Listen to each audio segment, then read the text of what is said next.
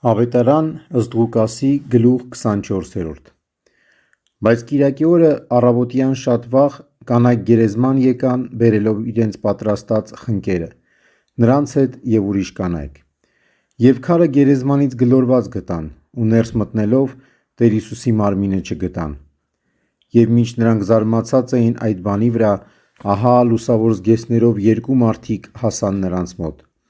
Եվ երբ կանայք զարհուրեցին ու իրենց երեսը գետին խոնարհեցրին, մարդիկ ասացին. «Ինչու ողջին մեռելների մեջ եք փնտրում: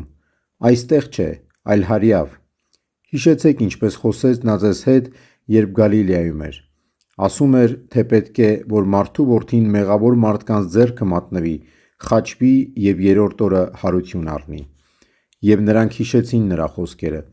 և վերադարձան ու պատմեցին այս ամենը 11-ին և բոլոր մյուսներին: Եվ Մարիամ Մագդաղենացին, Հովհաննան, Հակոբի մայր Մարիամը և նրանց հետ ուրիշ կանայք էին, որ այս բաները պատմեցին առաքյալներին: Բայց նրանց խոսքերը բարբաջանք թվացին աշակերտներին